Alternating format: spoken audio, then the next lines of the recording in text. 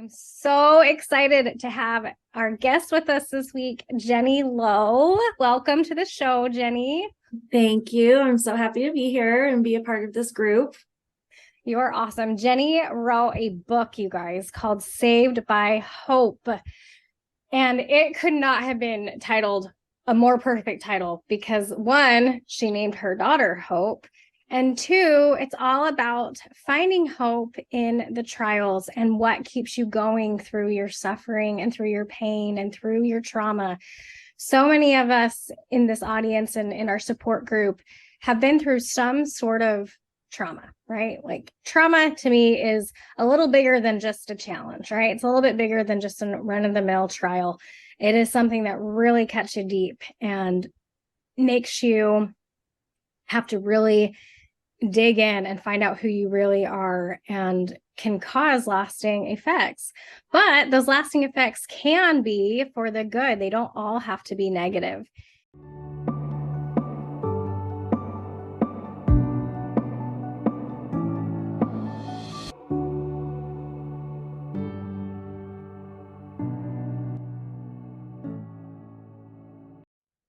Hey, everybody. Welcome back to the Come Off Conqueror Show. Thank you so much for joining us this week. If this is your first time being with us, then go ahead and join our Facebook group. It's a support group for women who are going through trauma and need help and encouragement and just want to band together and share their stories and help one another.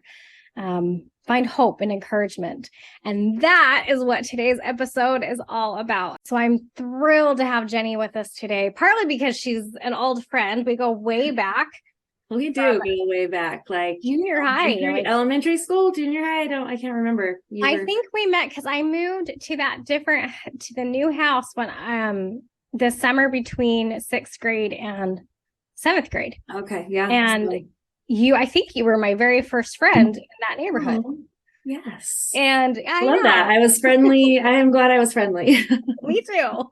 And I remember hanging out in your room with Annalise and Janelle listening to Alanis Morissette and, and No Doubt. And anyway, we had a lot of fun. And then she became too cool for school. Oh, high school. That's when I was maybe not nice. I don't know.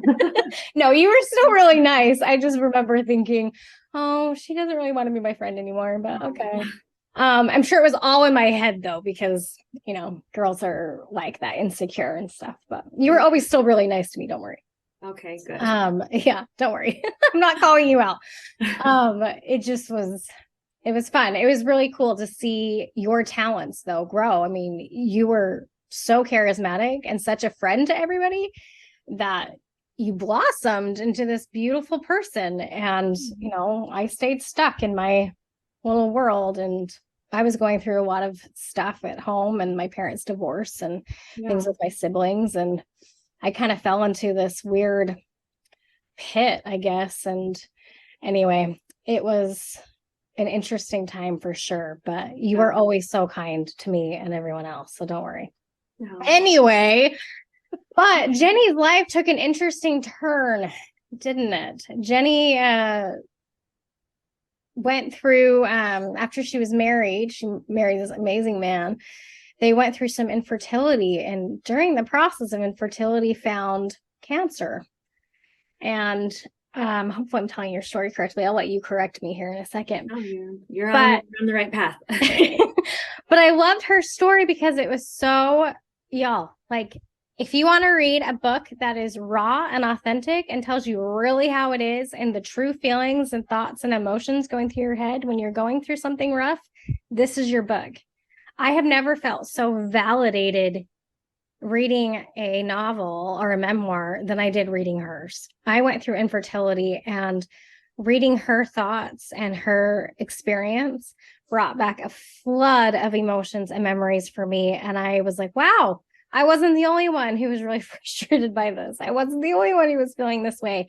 Yeah. And I remember in your book, you said that you wrote it because at that time you were having a really hard time finding resources for women going through infertility, correct?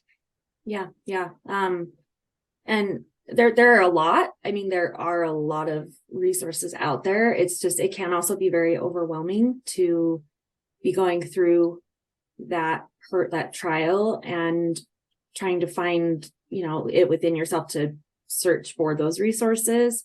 And it's not like I thought something would just fall into my lap, but I felt like I had a story to tell that could be a resource for someone who, didn't go through all the other channels to find, their support. And so that was definitely a big reason why I wanted to share my story and make it as raw and authentic as possible, because I felt so isolated and alone. And, I had my support group around me, which really helped, but just in general, I wanted to just share the reality of like what it felt like to be going through all of those different stages that my husband James and I went through. Let's talk about that. Let's jump into your story. And I mean, obviously, I want to encourage the listeners to get the book because it's awesome, you guys. It's an easy read because it's so entertaining. She is a funny writer. Okay. The sarcasm and I could just hear your voice. I know you personally, so I could just hear your voice. And you read it. Like, that's the other cool thing I love, that you read your own book on the Audible. I do Audible. Yeah. I don't know what's with me, but I can't read a book to save my life. I have to listen to it. See, I'm the exact opposite. It's hard for me to listen to a book. So when I was recording the Audible, I was like, I didn't want to listen to it back because I was like, A, it's my own voice, but B, I get distracted and I'm like, I can't pay attention when I'm listening. So I have to read. I have to have the physical copy. And it's so interesting. Because I will get distracted, but I listen to books while I'm folding laundry or doing dishes or something like that, because then I can focus on what the person's saying.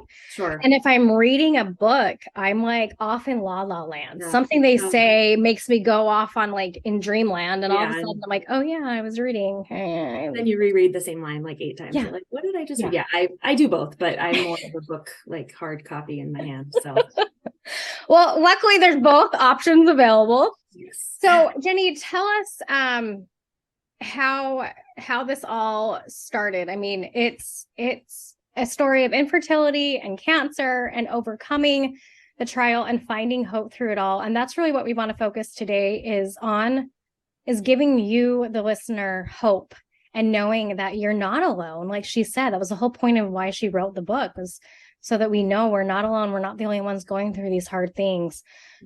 So let's start from the beginning. Tell us a little bit about how you got to the infertility and how you got through that part of your story. Sure. So, my husband and I, James, we were married for about a year. We dated for a really long time, but about a year into our marriage, we were in our mid 30s. Well, I'm a little older than him. I'm 4 years older. So I was in my mid 30s. I didn't know this, cougar.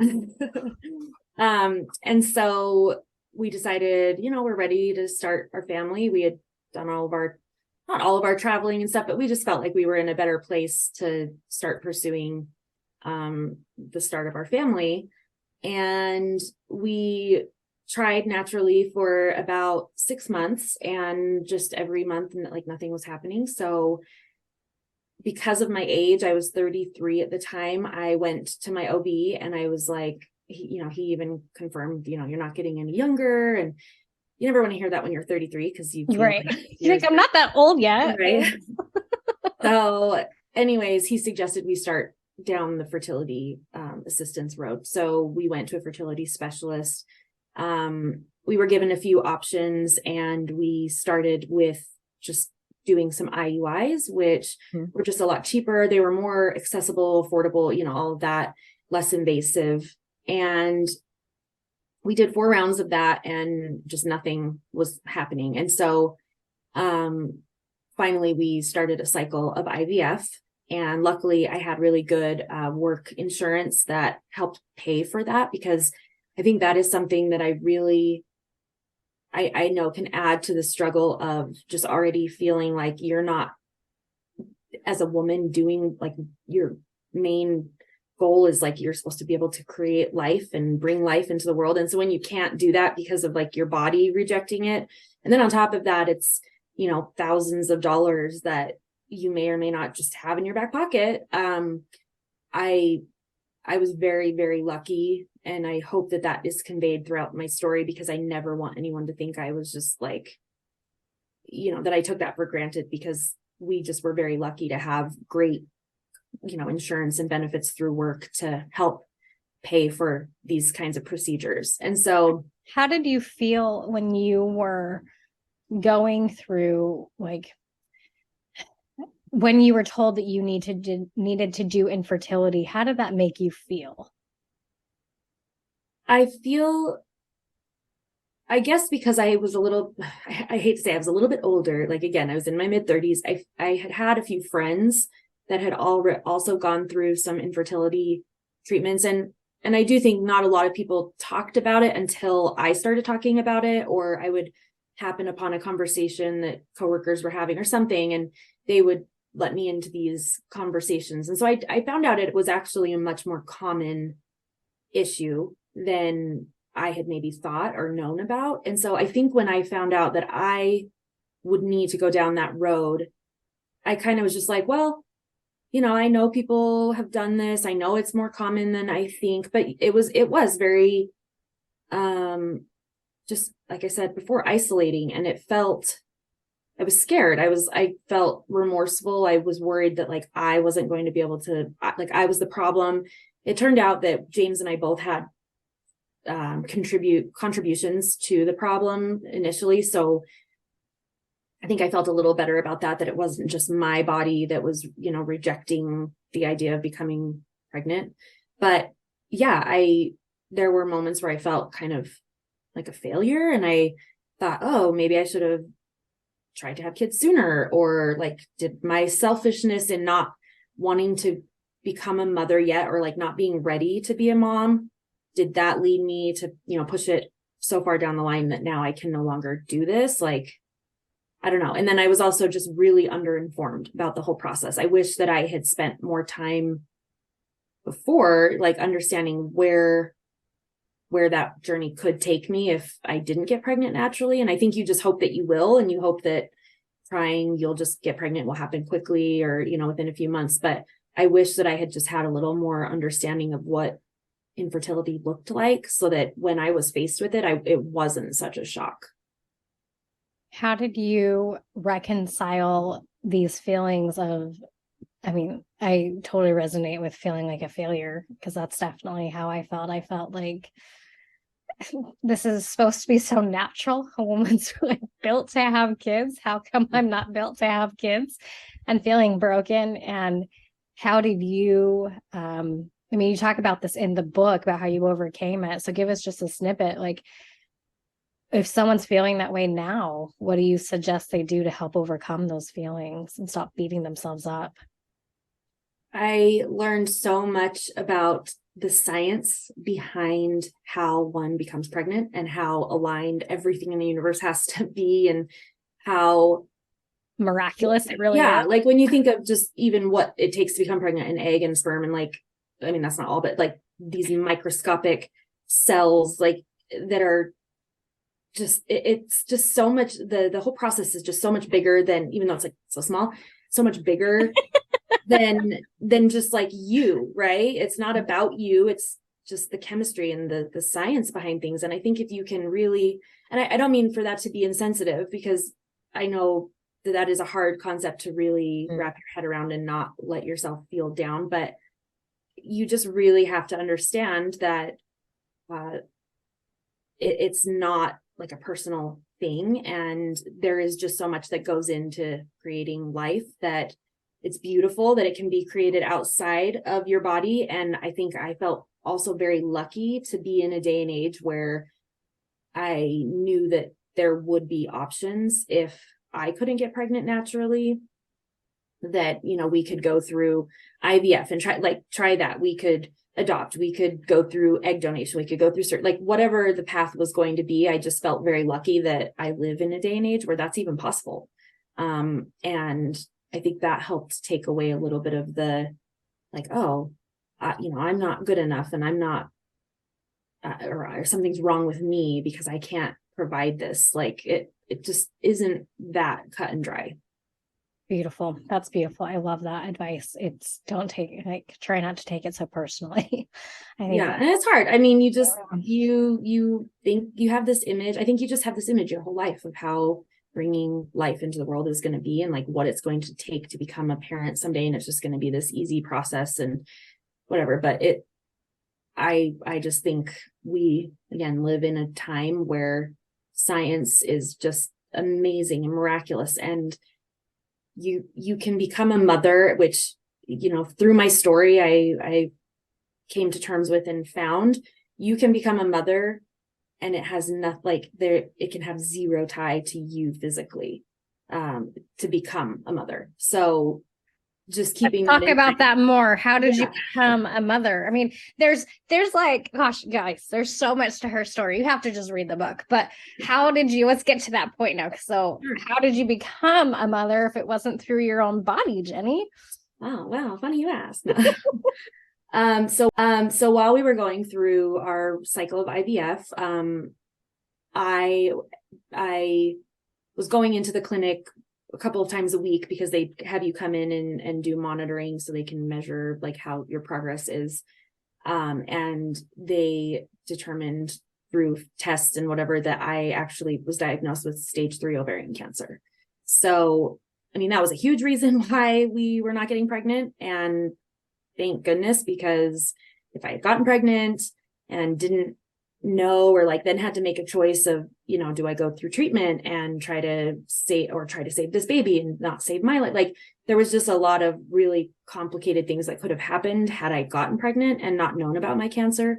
But I will plug really quickly before I move on that another frustrating thing that I found is that female health and reproductive health for females, it is infuriating to me that there's not more support for women to get tested. There isn't really a great test to test for ovarian cancer, but going in and getting a yearly pap is not enough. I mean, I was getting like vaginal ultrasounds 3 or 4 days a week, like during my IVF treatment. And that is what found my cancer. And it wasn't because they did, a pap or they just felt your belly or whatever. Like it's just hard. And I really think women need to be aware of the symptoms and signs for ovarian cancer and go get be an advocate for yourself to get tested in any way that you can beyond just a yearly exam, because it is a silent killer.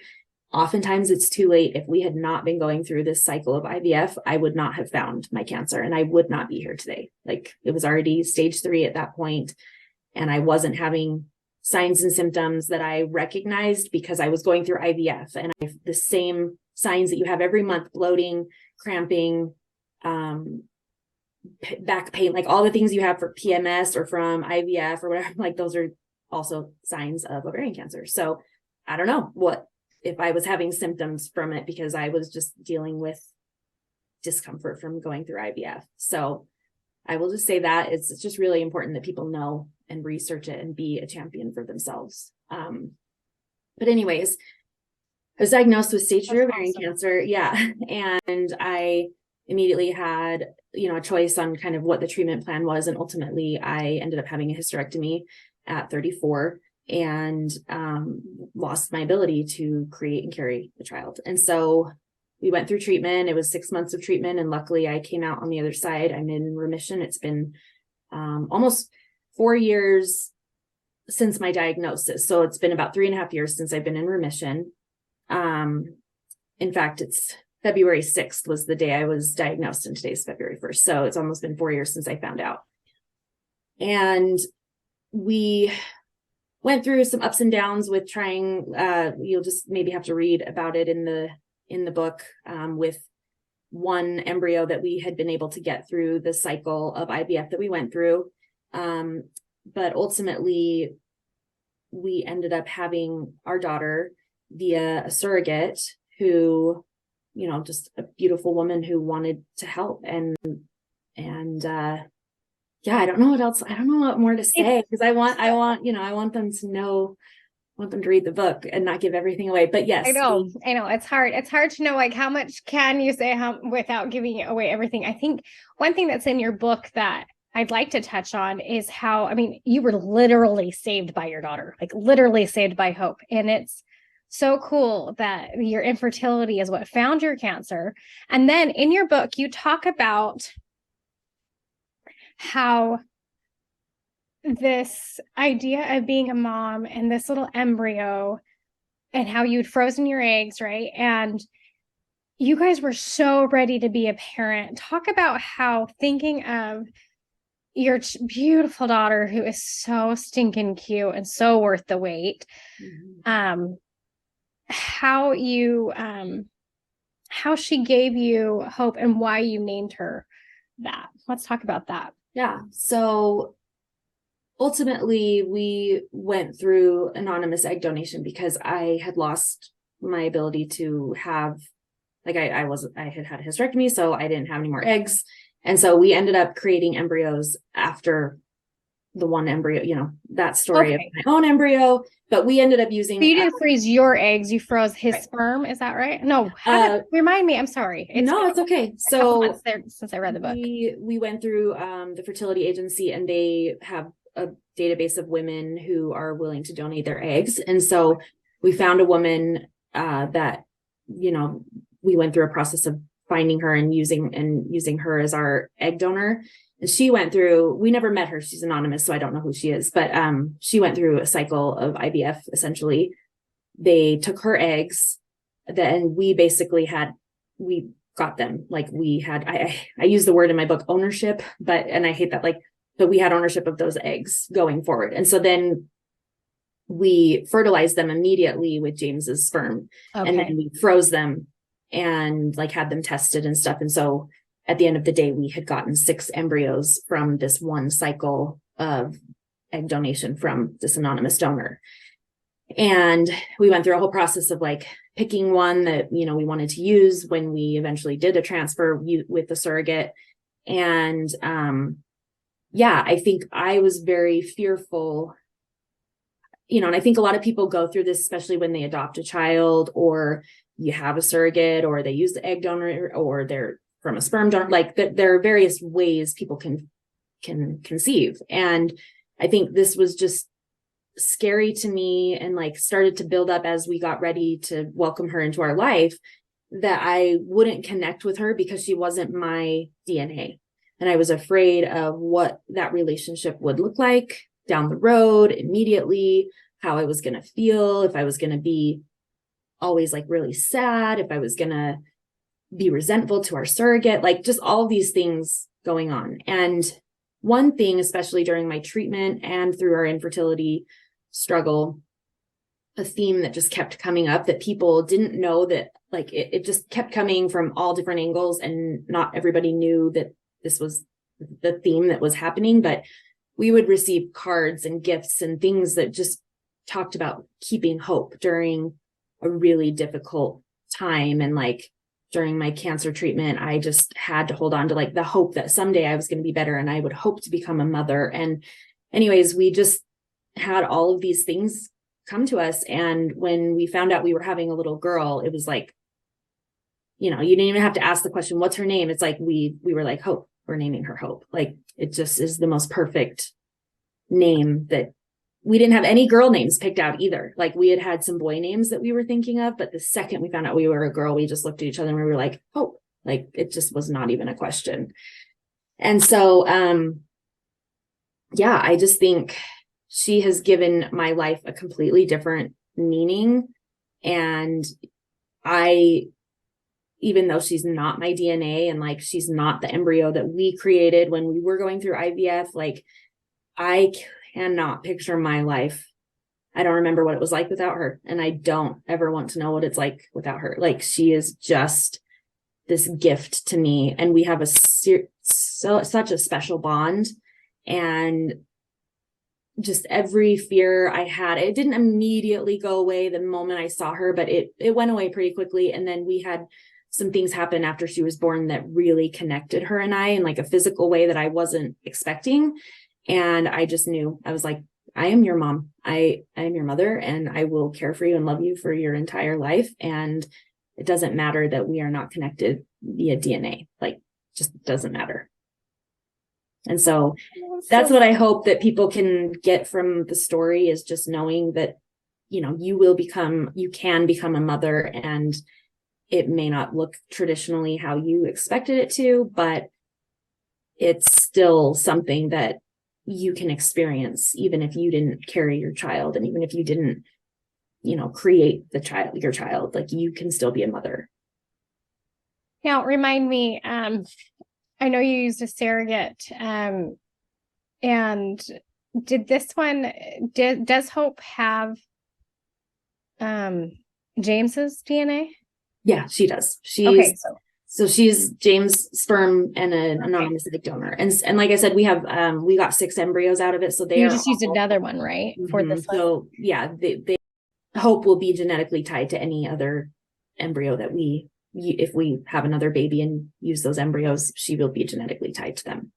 So you had mentioned in the book that you were worried that you would have resentment towards James. How has that been?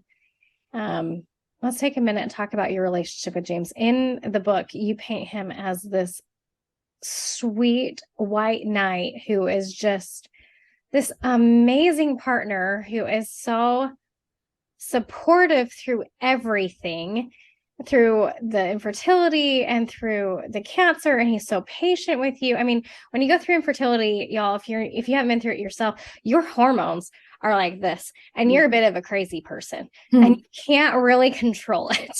Yeah. And I think he was kind of used to the crazy side. We had dated a long time, and he was like, this is no different. Just kidding. This is normal. It's just a little amplified, maybe. Yeah. I think my husband definitely wasn't. We dated maybe a year before we got married, and then we started infertility treatments about 6 months too, because it wasn't going anywhere. And man, it made me psycho, and way more psycho than normal. So how did you guys get through this together? And maybe for those people out there who are struggling, maybe they're like, how did you keep your relationship solid through all of that? Yeah, I mean, it wasn't always solid. It was hard. And there were times, I try to be honest in the story that there were probably more times like that I would snap at him or be angry or be a little less graceful. And, I tried to be honest about that. But I think, we just communicated very openly. We went to therapy individually and as a couple during a lot of that time, just because I feel like there's just so many unknowns and so many complex feelings and emotions that we needed help. We needed somebody to help guide, us down a path that would keep us, stable and together. And so I think that was really helpful in just having a good support system. And yeah, James, he is just naturally a very, very compassionate person. And I think he knew in moments when I, like I said, wasn't as graceful, or I kind of lost my mind. I think he knew that just wasn't me in the long run. I think he knew that was being affected by a lot of different things, whether it was the hormones, whether it was my body changing, like just my own personal things. And then going through, I talk about being worried that I would resent him because I would look down someday and see him in Hope, and I wouldn't see myself, and I'd see them have a moment, and maybe I'd be resentful of that because she wasn't mine, and that had been taken away from me in such a dramatic fashion. Which, let's be honest, I've always been a drama queen. You're so nice to say I was very nice growing up, but I was always a drama queen. So well, you were really nice to me. I don't remember not having that. And this is honest to goodness. I have very fond memories of I know. I believe you. But this whole story was of course this happened to me. I'm just a very dramatic person. But I feel like James also came from his story and the journey of him. He came from a sperm donation. And I talk about his existence and his upbringing and stuff in the book as well, because I thought that it would be so easy to know, or to feel his support, yep, we're going to use an egg donor and this is the path we're going to do, because if donation wasn't a thing, you wouldn't exist. It was a little more complicated than that. And then I expected it to be. So I thought that was kind of an interesting, between the two of us, we just have like these weird stories. Like, okay, like we could write a book. We could have a movie or something. I don't know. He could write a book. You could write another book. Oh, wait, is there another Yeah. one coming? No, that's not yeah. So yeah, I just think he understood the complexity behind like nurture versus nature, and kind of, even though he had never had to contemplate raising a child that wasn't his in the same way that I was faced with it, he had come from a family that someone in his family had to contemplate him as the child that wasn't genetically theirs. So I think he was able to kind of put himself in shoes that maybe other people can't relate to or fathom, because they just haven't gone through that. And so I feel like he just was supportive, and we didn't always agree on everything, and it wasn't easy. Like, he didn't sign up to be a full-time caregiver basically when I was going through chemo, and like, he didn't sign up to be the one who had to care for the house and then work full-time and give up part of his identity so that he could be at home taking care of me. And he just has like a totally different perspective of what that experience was like versus, there'd be moments where I was like, you just don't get it. Like, don't ask me how I'm doing. I can't change anything. I'm in a bad mood, blah, blah, blah, like whatever. And he'd be like, well, you can't really see it from my perspective either. Like, he didn't say that, but I know I couldn't see it from his perspective. And I think as a couple, you have to be able to see it from both sides if you're going to be a stable, foundation going through something like this. Remember that you're not the only one going through the trial. Yeah. Yeah. I remember when we were going through infertility, and there was a moment when I had that same realizing he's hurting too. Mm-hmm. He's just as disappointed about this and just as in much pain as I am. I'm not giving him grace and I'm not giving him permission to grieve the loss of our expectations and the loss of what we had hoped for. And it is a challenge to accept that the lot that you're given is different from the one that you wanted and the one that you had always hoped and dreamed and thought would happen, right? It's hard. Yeah, it is when hard. you I know we are short on time now, so I have to ask you the last question, which is, if you were to go back in time and tell your earlier self some advice, what would it be? How would you help you get through it? Well, first I'd say be nice to Bonnie. I'm just kidding. I'm sorry. No, oh my gosh, you were nice to me. I promise. It was my own. I swear I haven't even said that. I swear. It was my own. And I'm really just teasing you. You became like this officer and this cool girl. And my gosh, so cute. I just felt like, she's beyond me. It's my own insecurities. I swear, you were always nice to me. We'll talk about, no, I'm just kidding. No, I use humor. It's my like way to get through moments. I don't know. But I think what I would tell myself is, man, I don't, it's like I've answered this question. I think that I would just tell myself to be kind to myself and to be accepting of, like, to know that the path isn't going to always go the way that you want it to go. And I do talk about it in the book that I am very type A personality, and I like to have control of things. I'm just a planner. I don't like when things veer off course. I like to just know, like, okay, what's next, what's coming, what's down the road. And when this happened, every bit of control is taken away from you. I mean, you just have no control or say in like what is going to happen. And so I just had to be willing to, accept help from people, kind of just go with the flow and figure out ways that I could feel control even in an uncontrollable situation. And so I would just tell myself, like, don't beat yourself up over the fact that like you can't have control in every aspect of what is to come. I'm sure there's more. I'm sure there's more that I would tell myself, but you know, I think that was a big one for me to learn, was life is just full of ups and downs, and some people get it worse, some people have it better. Like, you just and don't be afraid to sit in those feelings and those fears. Like I wanted to sit and sulk. I wanted to have pity parties. I wanted to be sad. And I would let myself, because I'm like, I don't want to just push these feelings aside.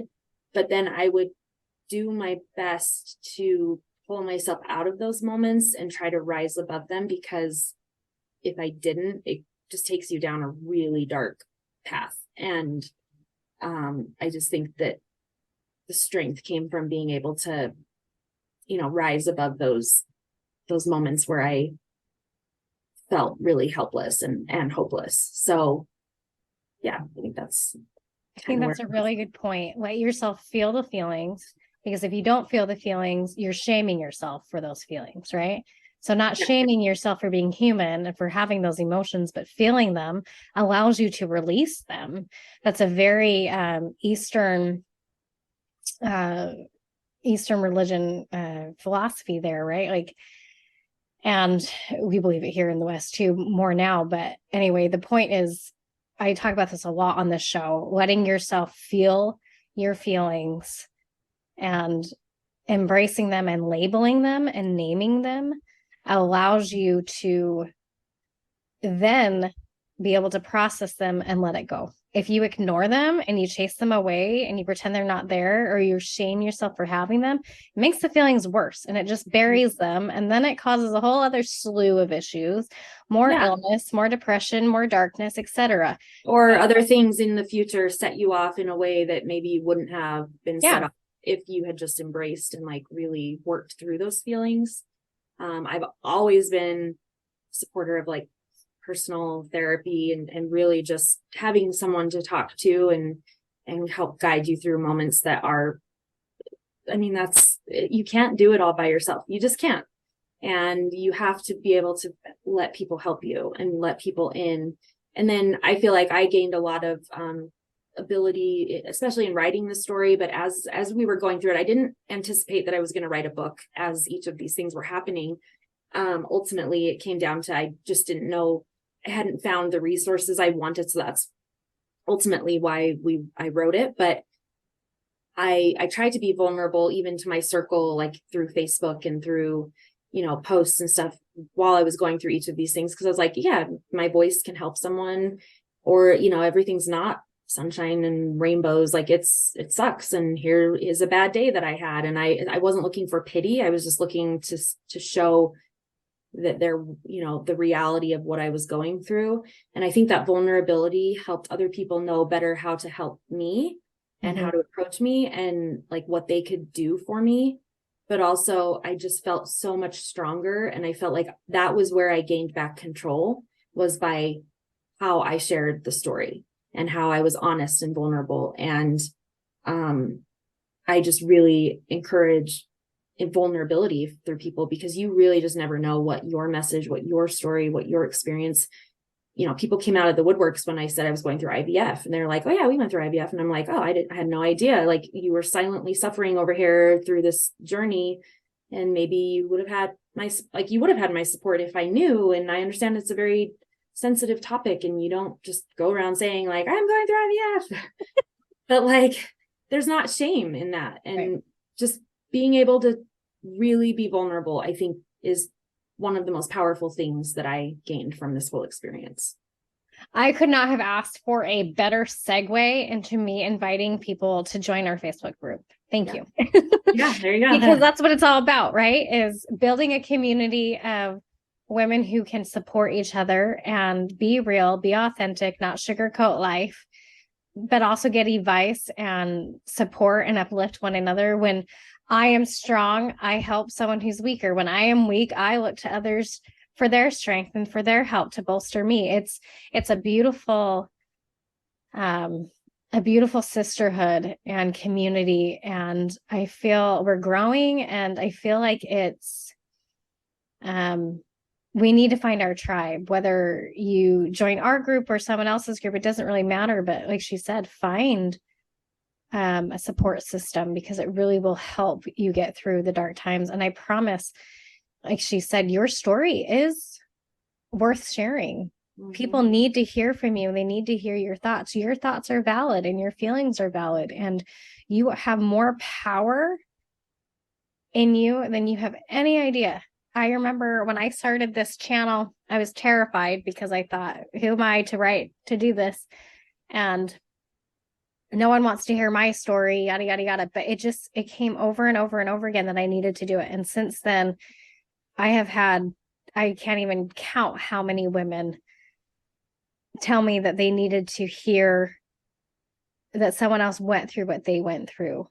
And date rape, unfortunately, is so common, like infertility. These trials we're not alone in them. So many people go through them. And when we talk about it, and we talk about the hope and the lessons that we gain from them, that's when we also grow stronger, but we are also able to strengthen others. So thank you, Jenny, for being a light, and for sharing your story, and for giving hope and encouragement to those who are going through it. I can't wait to see all the millions of women who you're going to bless with this story. And you are so kind and generous to do that. And you're beautiful inside and out, and the whole world needs to know you and needs to know your cute family story. So thank you so much for sharing and for being on today.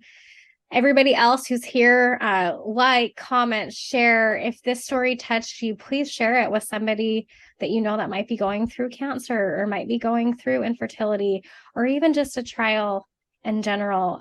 I am willing to bet that Jenny's story will touch them, and they will be so grateful that you thought of them, and that you took the time to show them that you love them and that you care. These acts of love don't have to be huge, right? Like they can just be these little thoughts. So thank you again for being here.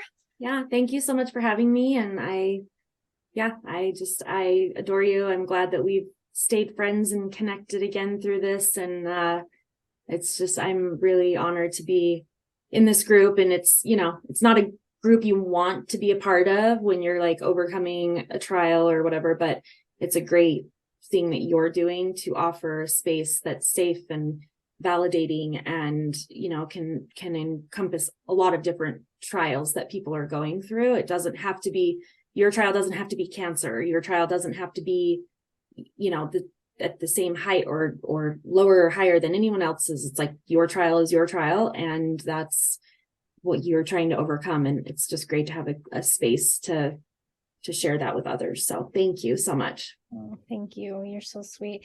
Thanks, everybody. Stay tuned for the next episodes coming. We've got some other really great interviews coming down the line, some more authors and some more therapists. And I want to hear from you and what you're looking for and how we can best support you. And put in the comments if you want me to invite James on the show. I think he'd be a really fun guest. It'd be really interesting to hear his side of the story, and also to hear his story. He's got a really cool story to tell as well. So let me know in the comments if you think that'd be a great idea. All right. Thanks, everybody. Till next time. Bye.